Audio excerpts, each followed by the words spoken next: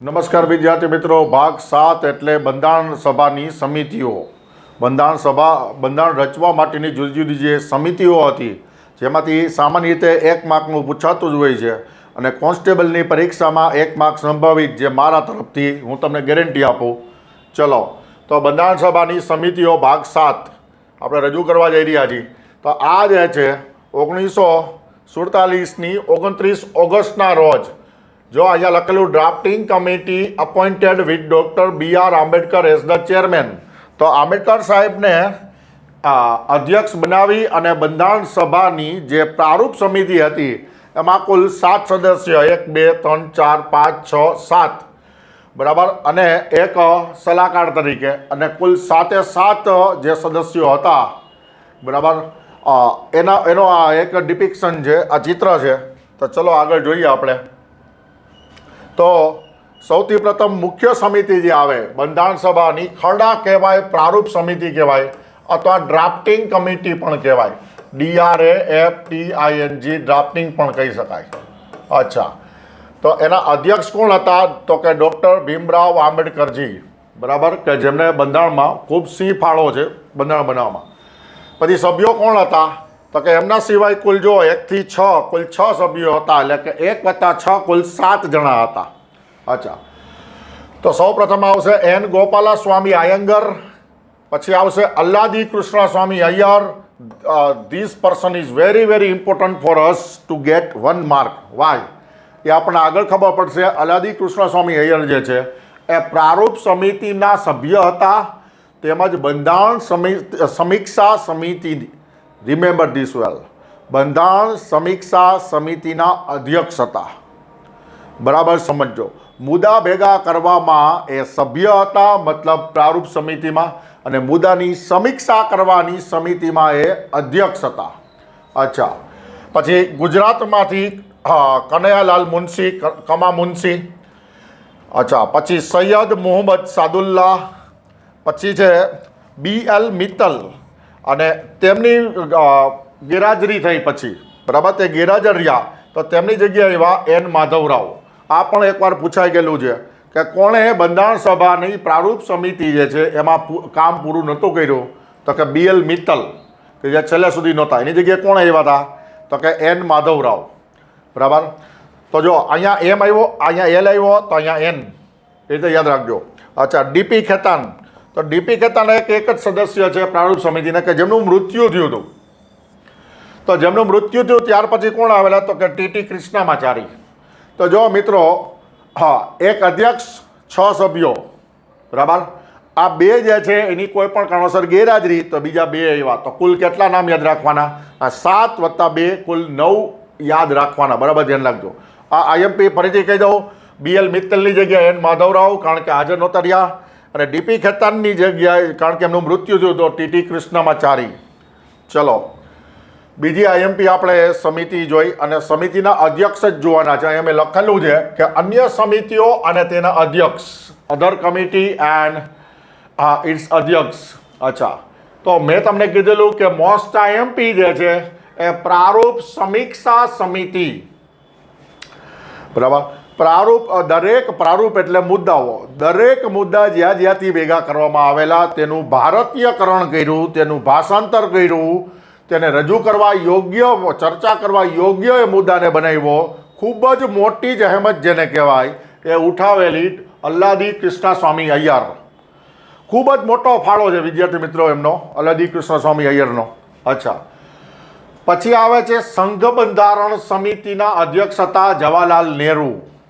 તો બરાબર સમજો, આ સમિતિના અધ્યક્ષ હોવાને નાતે જ તે તમામ જે સંઘીય પ્રવૃત્તિ હતી ભારતને લગતી, તેમાં તે અગ્રેસર હતા તમામ બાબતમાં. અચ્છા, પછી આવે છે સૌથી વધારે મહત્વનું પ્રાંતીય બંધારણ સમિતિ, સરદાર વલ્લભભાઈ પટેલ. હવે આ હું IMP કેટેગરીમાં શું કામ મૂકું છું?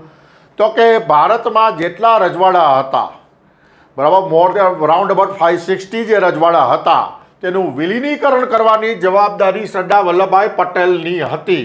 અચ્છા, એ કયા હોદ્દાને કારણે હતી? તો કે એ પ્રાંતીય બંધારણ સમિતિના અધ્યક્ષ હોવાના નાતે ભારતના વિલીનીકરણની જવાબદારી એમની પાસે હતી. આ પણ એક મહત્વની બાબત છે. અચ્છા, પાછું બીજું જોઈએ કે બીજી સમિતિમાં પણ સરદાર વલ્લભભાઈ પટેલ અધ્યક્ષ હતા. મૂળભૂત અધિકાર અને અલ્પસંખ્યક સમિતિ, આ પણ એક ધ્યાન રાખજો.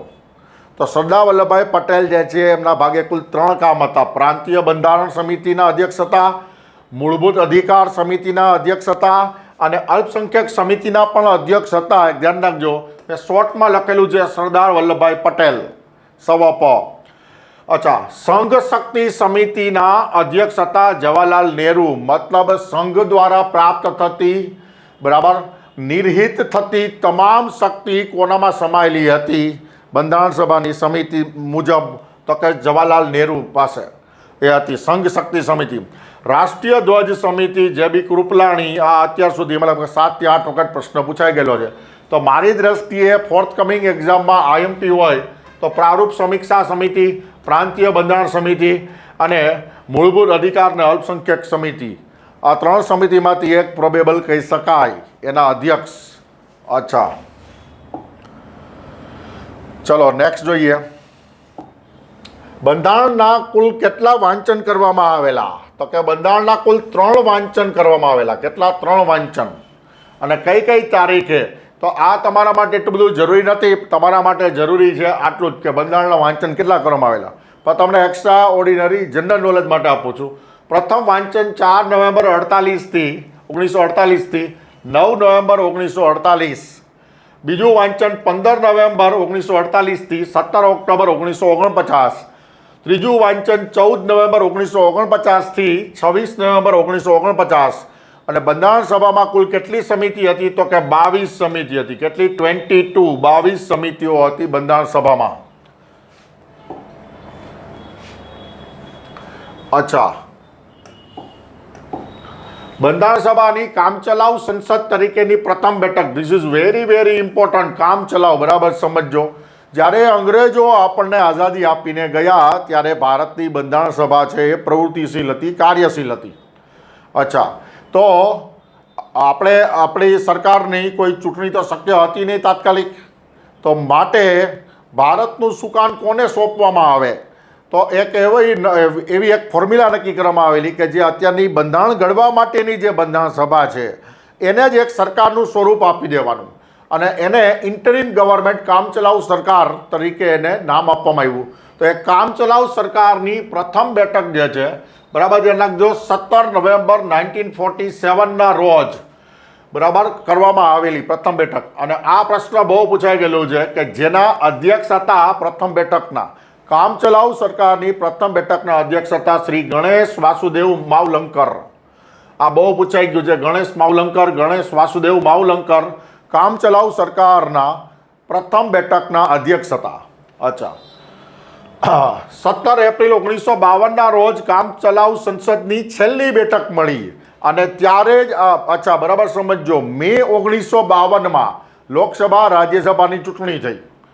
બરાબર, 1952માં જે આજની જે લોકસભા જે છે કે જેમાં ગણવામાં આવે 17મી 18મી જે લોકસભા ગણવામાં આવે છે, તો એવી રીતે પહેલી લોકસભાની ચૂંટણી 1952માં થઈ મે મહિનામાં.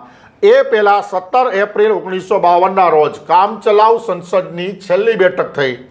અને એક ધ્યાન રાખજો, બંધારણ સભાનું મુહર અથવા પ્રતીક શું હતું? તો કે હાથી હતું. શું હતું? હાથી.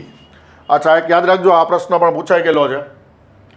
તો વિદ્યાર્થી મિત્રો, મારી જોડે વિડીયો દ્વારા જોડાવા બદલ આપ સૌનો ખૂબ ખૂબ આભાર. મારા વિડીયો સતત જોતા રહેજો અને આપને માર્ક મળતા રહેશે. ઓકે, ધન્યવાદ. જય હિન્દ.